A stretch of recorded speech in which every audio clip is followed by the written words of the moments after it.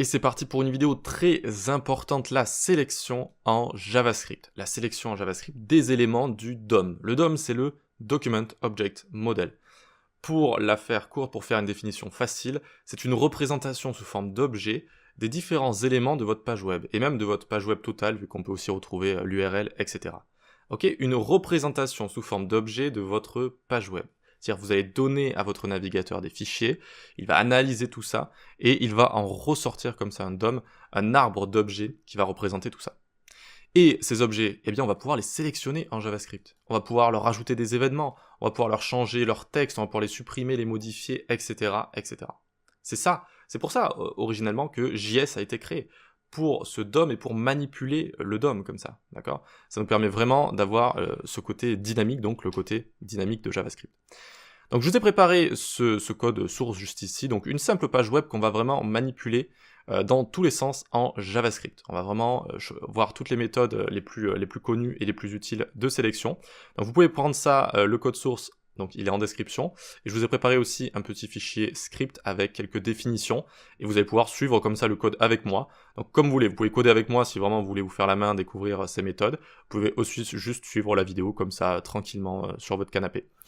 Voilà, ou n'importe où, sur votre chaise gaming. Très bien, donc on vient juste ici, et on va commencer. Donc on a vraiment juste du contenu très simple, hein. H1, petit container, une liste, un formulaire, comme ça.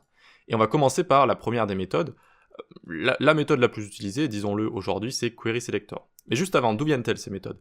Les méthodes de sélection sont disponibles via l'objet Document, mais aussi via tous les objets représentant des éléments. Donc à la fois, je vais pouvoir faire document.querySelector, c'est le plus courant, mais par exemple, je peux aussi faire mon élément que j'ai d'abord sélectionné, par exemple container.querySelector si je veux juste chercher dans mon container. C'est juste que, voilà, petit aparté juste ici, le document, c'est l'objet Document, c'est ce qui contient, entre autres, notre arbre d'objets qui représente tous les éléments de notre site. On peut le voir, ce document, on peut faire F12 ici, ça ouvre les DevTools, on undock comme ça, on va dans la console, et on peut faire console.log, document comme ça. Hop, et qu'est-ce qui se passe ici? Alors, s'il veut bien l'ouvrir, oui, j'ai bien une représentation ici de mon site. Alors du coup, le DOM a été représenté sous forme d'HTML juste ici, d'accord? Pour certains objets, la console va les présenter d'une certaine manière, comme les regex, les dates et document par exemple. Si vous voulez forcer la console à dire « montre-moi vraiment les propriétés et les méthodes de cet objet », vous lui mettez console.dir, comme ça vous exécutez console.dir pour directory. Et là, cette fois, ça va plus être la même chose. Regardez, ouh là là, il y a plein de propriétés, plein de méthodes. Donc là, on est au niveau des événements qu'on peut lui rajouter, etc. On peut voir les différents prototypes et compagnie. Bref, on peut voir tout ça. Donc là, vraiment, Document, ça fait partie des plus grands objets du DOM.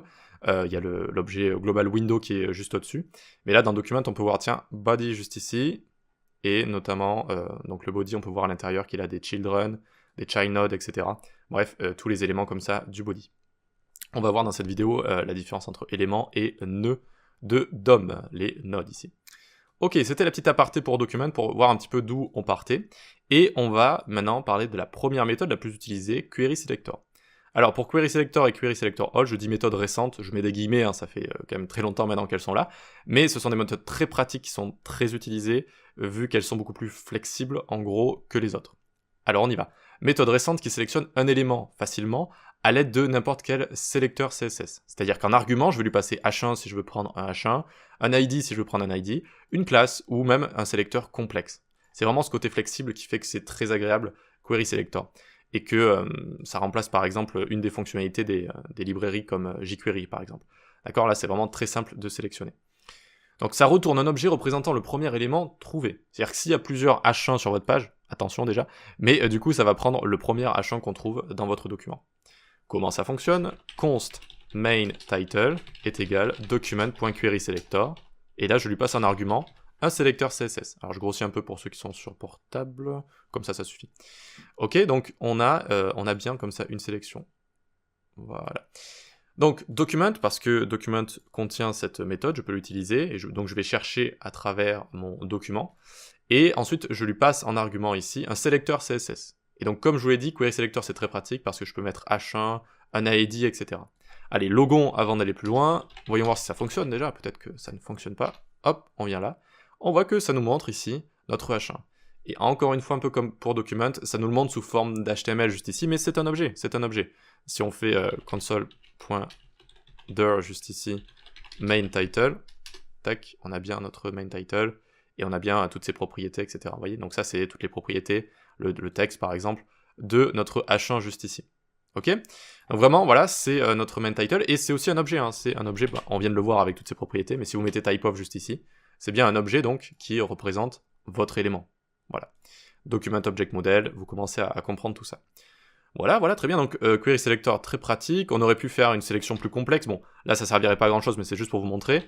HTML body H1 par exemple, et ça nous donnerait la même chose, ça nous donnerait aussi cet objet-là, d'accord?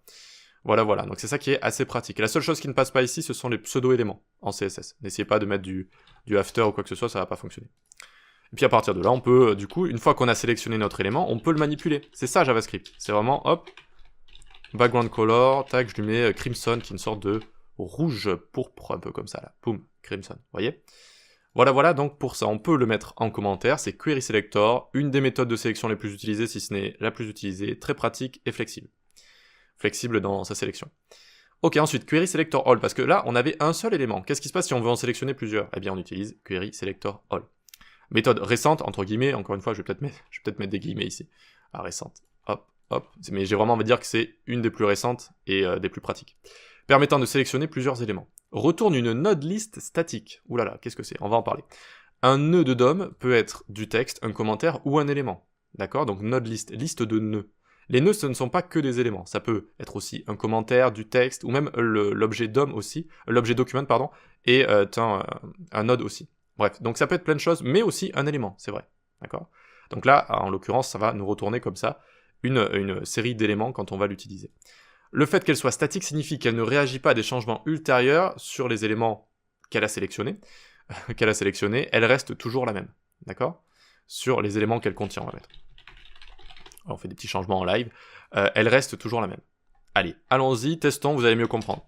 Const list elements. Alors on va faire du camel case, tac.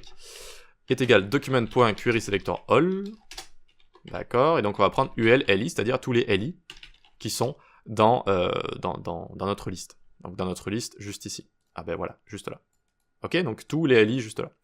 Voyons voir si ça fonctionne. Log list elements. Hop. Et là on voit une node list. On peut l'ouvrir, on voit qu'il y a des index, ça ressemble un peu à un tableau tout ça. Mais ce n'est pas un tableau, attention.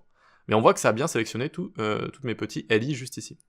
Ce n'est pas un tableau, mais ça y ressemble à certains points, comme la length par exemple ici, ou alors comment on va accéder à nos différents éléments de tableau, on le fait aussi comme avec un tableau.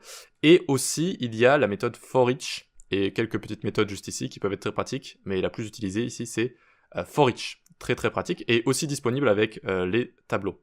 Mais sinon, il n'y a pas toutes les autres méthodes de tableau, hein, map, filter, reduce, etc. Ce n'est pas disponible. Voilà. Donc node list, une liste de nœuds. Les nœuds ne sont pas forcément des éléments, mais là pour le coup, on a sélectionné des éléments juste ici, donc ça nous les retourne. Et donc c'est une liste statique. Donc c'est ça qu'on va voir juste ici. Vous voyez, donc là quand j'ai logué ma liste, j'ai bien ma liste d'éléments. Qu'est-ce qui se passe si je fais un changement ultérieur et que je relogue ma liste? Est-ce qu'elle sera similaire ou pas? Eh bien c'est ce qu'on va voir tout de suite. Donc on vient ici, set timeout, qui me permet d'exécuter une méthode callback de manière différée dans le temps, donc ma première méthode juste ici, ma première fonction callback, en fonction du second argument en millisecondes. Donc au bout d'une seconde, j'exécute ça, si vous voulez. Donc ici, je vais faire document.querySelector, voilà, on va continuer dans le query selector, list item 2.nthchild 3, je prends mon troisième élément de la liste, d'accord, et je le remove, hop là. Je le remove, c'est-à-dire je vais l'enlever du DOM. Et donc là, si j'actualise, regardez, là, il y en a 4, et hop, ça s'en va.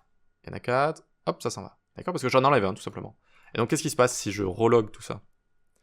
Hop, boum. Eh bien, ça me montre strictement la même chose. Donc, il faut faire attention à ce comportement. C'est une node list statique. C'est-à-dire que même si vous changez tout, eh bien, ça va vous montrer la liste originelle telle qu'elle a été sélectionnée ici. Voilà, il faut l'avoir en tête. Après, entre nous, si vous êtes débutant, vous n'allez pas tomber sur ce problème tous les jours. Mais c'est bien quand même de l'avoir en tête, si jamais vous avez un comportement bizarre quand vous faites de l'asynchrone, etc., eh bien, vous pouvez vous dire, ah, c'est peut-être le fait que ma node list, elle est statique. Voilà. Ok, très bien, donc c'est très pratique, Query Selector All, c'est très utilisé Donc notamment parce que for each y est directement appliqué, hein. C'est-à-dire qu'on peut faire list element.for each comme ça. Pour chaque élément, élément.textContents est égal changed. Hop. Et donc on passe de lorem ipsum à changed comme ça, vous voyez. Alors, ah oui, du coup, évidemment, c'est instantané. On n'est plus dans le set timeout. Donc, lorem ipsum à change, comme ça. Voilà, boum. Super, donc query selector, voilà, les deux sont très utilisés. Hein. Celles-ci, il faut vraiment que vous les reteniez. Voilà, c'est très, très important. Ensuite, get elements by class name. Get elements by class name. Il suffit de lire le nom des méthodes pour un peu comprendre de quoi on va avoir besoin, d'accord? Donc, ici, ça retourne une HTML collection live. Alors, HTML collection et live. HTML collection, c'est une collection HTML. Cette fois, ce ne seront que des éléments. Voilà, ce ne sont pas des nœuds, ce sont des éléments HTML. C'est une collection HTML par rapport à la node list qu'on avait précédemment. Et live, du coup, c'est qu'elle va réagir aux changements ultérieurs. D'accord? Par référence, ça va réagir comme ça va adapter. Si on a deux console log alors qu'on a supprimé un élément d'une liste, eh bien, ça va s'adapter.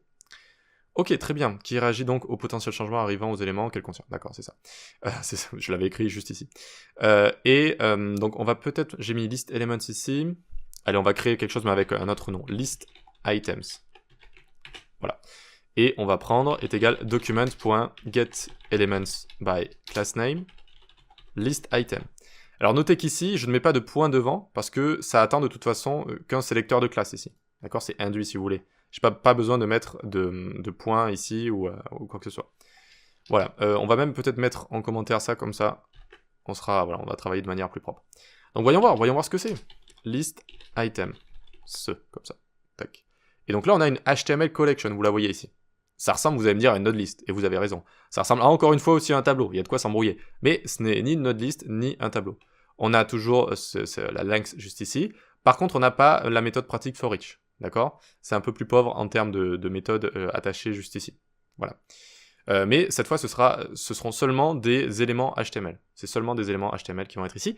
Et c'est une HTML collection. Alors, entre nous, la HTML collection, elle est toujours live. D'accord? Elle va toujours réagir au changement. Donc, on peut prendre le set timeout ici.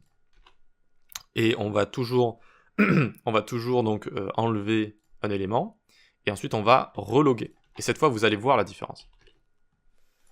Donc hop, premier log ici, second log ici, tiens, la longueur ici elle a changé. Je n'ai plus 4 éléments, j'ai 3 éléments. D'accord? Là j'en avais... même ici, vous voyez, ça c'est... Ah bah disons c'est bizarre. Regardez, là... Ah, très étrange, attendez, je suis tombé sur quelque chose ici. Si on ne l'ouvre pas, et qu'on l'ouvre après la suppression, ça s'est même adapté dans ma console juste ici. Si je l'ouvre avant... Ça ne change pas. Un petit peu bizarre. Bref, j'ai pas envie de vous embrouiller. Juste pour vous dire que, vous voyez, ça a réagi. De base, on avait une longueur de 4, puis on le relog, et cette fois, on n'a plus que 3 items comme ça. D'accord? Donc, HTML collection live, comme ça. Voilà. Ok, très bien. Donc, on peut faire ça. Alors, est-ce que c'est très utilisé, du coup?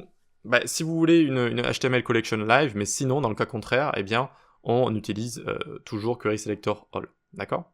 Et si vous voulez aussi sélectionner par la classe.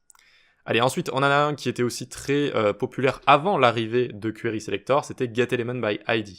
On utilisait beaucoup plus les ID pour faire de la sélection aussi comme ça. Mais depuis Query Selector, il n'y a plus besoin. Retourne un objet élément en fonction de son ID passé en argument. Cette méthode n'est accessible que via l'objet document, pas via les éléments. C'est une petite particularité. D'accord, donc on va tester ça tout de suite. Const title est égal document.getElementById. Main title, voilà, et on va le loguer. Et donc on a un peu le même résultat que notre query selector, mais cette fois c'est par un ID. Et notez que j'ai pas à mettre de hashtag ou quoi que ce soit devant, vu que ça attend un ID. Voilà, ça va chercher mon ID qui est ici, main title sur mon H1. Voilà pour ça. Que dire de plus? Donc voilà, c'est que dispo sur document. On peut pas par exemple faire container.getElementById, ça ne fonctionne pas. Voilà. Ensuite, getElements by tagName pour terminer, n'accepte qu'un élément en argument, pas de sélecteur contenant plusieurs éléments, donc pas de HTML, body, etc. Juste un élément, et ça retourne une HTML collection, donc live, donc qui va s'adapter aux potentiels changements. Allez, donc on va prendre tous les inputs, const inputs est égal document.getElement by tagName, hop, on n'a plus qu'à loguer tout ça, et on va avoir une HTML collection, une collection d'éléments, juste ici, d'accord?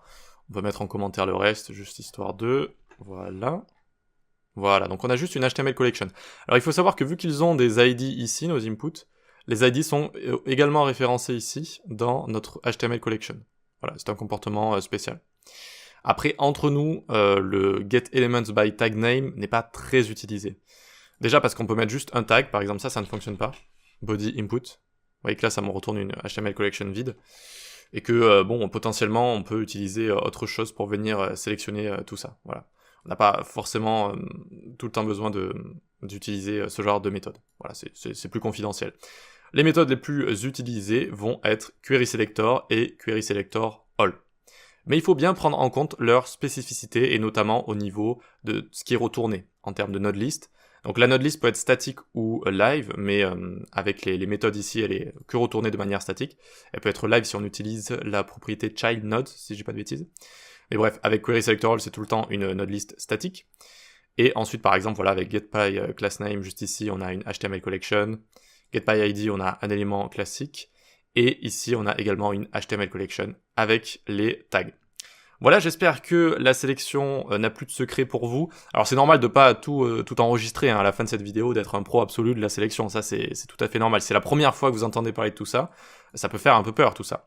Mais essayez de faire vos propres tests, essayez de jouer avec toutes ces méthodes, de loguer tout ça, de voir un petit peu les retours, et vous allez vous y faire très rapidement, et vous allez la majorité du temps utiliser querySelector ou querySelectorAll juste ici. Voilà pour ça, j'espère que ça vous a plu. Encore une fois, le code source est en description si vous le voulez. Vous pouvez également rejoindre la newsletter où j'envoie des articles ou des promos sur mes cours. Vous pouvez rejoindre le Discord où on discute. Il y a aussi des concours sur le Discord si vous voulez participer au concours. Et vous pouvez suivre mes cours sur les plateformes d'e-learning. Allez, on se dit à la prochaine.